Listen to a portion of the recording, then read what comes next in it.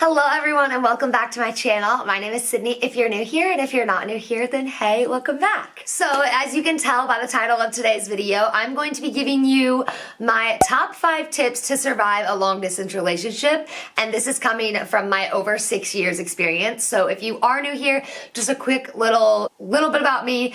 I'm in a long distance relationship with my boyfriend from England. I am in the United States. We met when I was 15. I'm now almost 22 years old, and we've been going back and forth, hopefully going to close the distance within the next couple of years, but we're both finishing up school right now, so that's our situation. And all the time I get messages about how do you survive a long distance relationship, what are your tips, what's the best advice you can give me, and we've actually talked about some of these in like various videos, but I've never sat down and actually done a full like tips video, so I thought this would be very helpful. Especially in the past year, long distance has not been easy. I'm going on like 420 something days since I have seen Charlie, my boyfriend. The last time I saw him was March 7th, 2020. But stay tuned to the end of the video because I'm going to be doing a little announcement about my relationship. But for right now, let's just get into my tips because I know you guys are all anxiously awaiting them, and hopefully these can help you. And also, just thought I would mention, if you would like to follow me on Instagram, I have that link down below. You can always message me and reach out to me about advice. Starting with my first tip is to just simply accept the situation. So this might seem really like a no-brainer, like duh, Sydney, I just have to accept the situation. But so many times I see couples just kind of dwelling on the fact that they can't be together. So you have to know what you're getting into when you go into a long distance relationship. And many times I find myself like looking back to when I first started my relationship. I was super young. I didn't really know what was ahead for our relationship. I didn't know what the situation would be like. And so I found myself kind of learning to accept the situation, but I had also never really been in a serious relationship. And so I think that also played a big part in that. But what I mean by accept the situation is just know that part of being in a long distance relationship is going to be full of trust, communication, jealousy. It's going to be full of waiting and countdowns and happy tears and sad tears and all of the above. And so just kind of knowing what you're going into and not dwelling on the fact that you can't see each other all the time. And I know that's so hard and it sounds like such a stupid, silly thing to say, but I cannot stress that enough. Like, you have to know when you're in a long distance relationship that there will be times where you might not be able to talk to them all the time, or they're living in a completely different time zone. And so that's going to affect your communication. Also, just going along with the accepting the situation, accepting cultural differences. So that was a huge thing too. Like, not that England and the US have like huge cultural differences, so it wasn't like crazy there, but I know there are a lot of long distance couples who do have very different cultures. And so being able to accept that you might not see eye to eye on every single thing, and especially like you aren't raised the same way that they were raised, and so that plays a huge part into the relationship. So kind of going off of that, tip number 2 is to plan for the future. So part of accepting the situation is knowing that there's going to be a lot of time spent apart, but the best thing that you can do, and the thing that I think I find myself doing a lot, and maybe this is just because like I'm an optimist, but I love planning for the future. So whether it be my next trip that I get to go see him, the next like virtual date night that we're gonna have, or even like the long-term future, having a goal in mind for when you're going to see each other next, or when you're going to close the distance, or something that you're going to do together, just helps put the focus on what's to come rather than dwelling on the present. And I think that's what's so hard about long distance relationships, is that oftentimes the present is not comfortable. The past is really happy because you want to think about all the time you've spent together, and the future is really bright because there's so many things to look forward to, but so many times we get stuck in that present mode. And my best advice, my best tip for you is to plan for the future. So I love countdown apps. I remember when Charlie and I first started dating, we would make a bucket list for each visit. And so right after one visit ended, we would make a list of everything that we did together, and then we would start a new list for the next time that we were going to see each other. And we would put things like where we wanted to eat, what we wanted to do, where we wanted to go, or just even like little activities that we wanted to do. Like I said, that can be either short term, like, oh, what are we gonna do next time we see each other? Or it can be long term, like, where is this moving towards? What is our end goal? That kind of stuff, which is very scary. I'm not even gonna get into that right now. But yeah, so that is my second tip, is to plan for the future. My third tip, and I would say that this is the most important one, and it's the first thing that I will tell anyone when they DM me. My third tip is to communicate. It sounds so simple, but I promise you, a lot of things can be fixed with communication. When Charlie and I first started dating, we were dating, I don't even know if you would call that, whatever, for 9 months before we were able to see each other in person. In 9 months, we were able to truly get to know each other because we spent 9 months just talking and getting to know each other by what we said. And so that was like, kind of just changed my mindset onto like, communication is so important.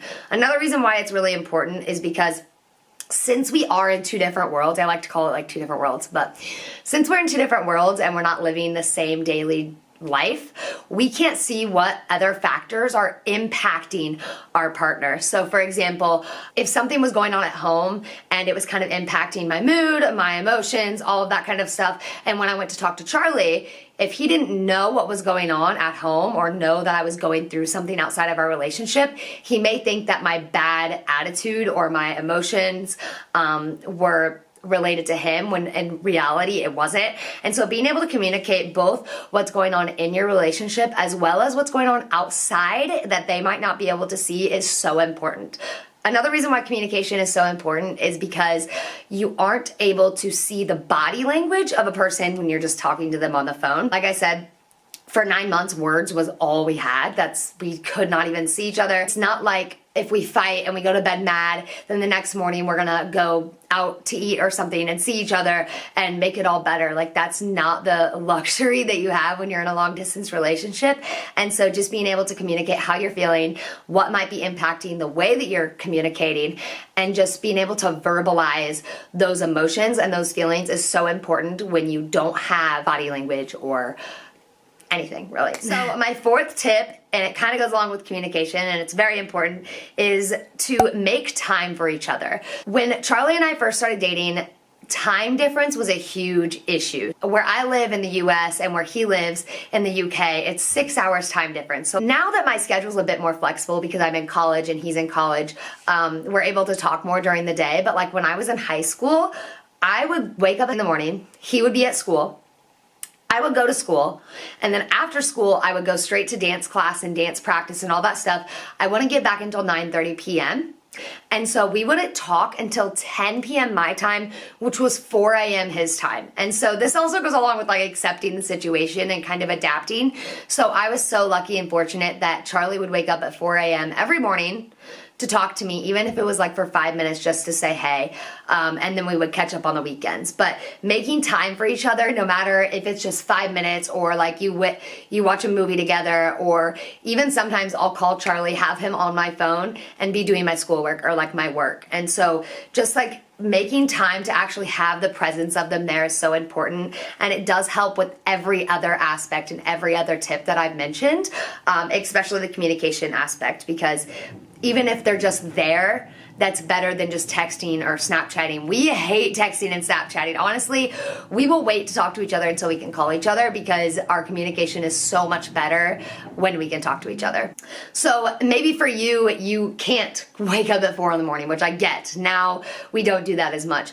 But maybe for you, you know that on Wednesdays at this time, we both aren't doing anything, or maybe on your drive to work or your drive home from work, you just call each other and talk just a little bit each day or each week is so important, and it will help keep your relationship strong and healthy, and also make room for more communication. Because I found that when we would call each other at 4 a.m. every single day, Charlie would be so tired he wouldn't actually talk. It would be me talking the whole time.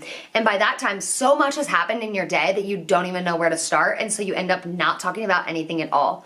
Whereas now I make time for Charlie more into my routine, into my day, and so I'll call him on my way to work, and so we'll talk about what I did in the morning. And then on my way home from work, I might call him and we might talk about what happened at work. Whereas if you wait until the end of the day or the end of the week or whenever to talk, there might be too much that you don't even really talk. So just make time for each other. And then my last tip, number 5, and this is something that I've never actually had someone tell me before, but it is something that has truly made such a difference in our relationship, and I believe that it's the reason we are still going super strong, is to make your partner a part of your world.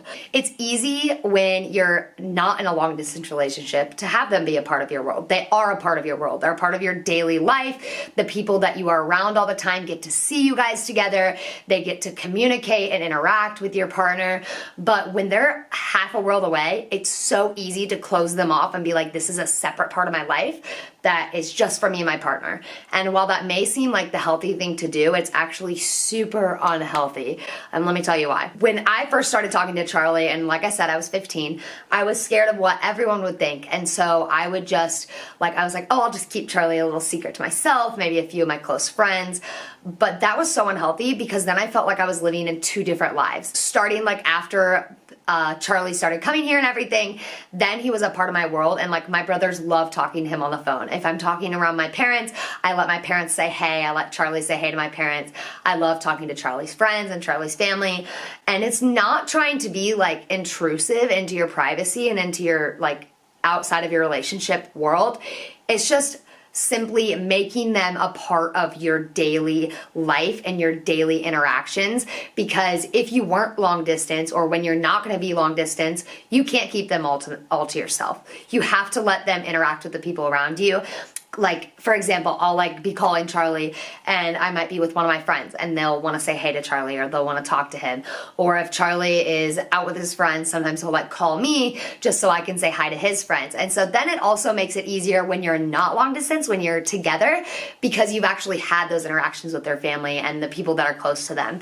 And also a part of making them a part of your world too is just that you learn so much about a person by the people that they're around and their environment. So for so long, Charlie used to come here, but I would never go to England because my parents wouldn't let me, and I was super busy. And so his world was just an imagination. It was all what he told me, but I had no sense of what it actually was like for me until I went there. And then it seemed like the other half of our relationship was complete because I finally got to experience his world. So try everything you can to try to make them a part of your world. I hope that made sense. I don't know if it really did, but just simple things like introducing them on a phone call or calling them when you're at a family gathering. And it's not to seem oh, this is my boyfriend, look at my boyfriend, blah, blah, blah, all that kind of stuff. It's more of they should be here, so they're gonna be here on the phone. I hope that helped, and I hope you guys got some good insight from that. Like I said, I tried to compile all of the advice that I normally give out into one video because I feel like it's so helpful, and these are things that I wish people would have told me. I hope this helped you guys. And really quickly before I end off this video, I just wanted to make a little announcement. So on July 9th, I'm going to be going back to England for the first time since March 2020. I'm so excited. I'm going to be spending 3 or 4 weeks there. Right now I have it at 3 weeks. I'm probably going to move it to 4 weeks or 5 weeks. May never come home. No, I'm just kidding. But it'll be our first time seeing each other. So today is May 19th. So in 51 days, I'll be going there. And the day that I get there, it will be 489 days since we saw each other last, which is absolutely crazy. So be sure to follow me on Instagram and subscribe to me on YouTube if this video helped you, and if you'd like to see my relationship moving forward. Hopefully some exciting things are coming up in the future. But thank you guys so much for clicking on today's video. I really do truly hope that this helped you and that this gave you a new insight onto how you can strengthen your long distance relationship and how you can survive the distance even when it's super duper hard. But until the next video, I'll see you guys later. Bye.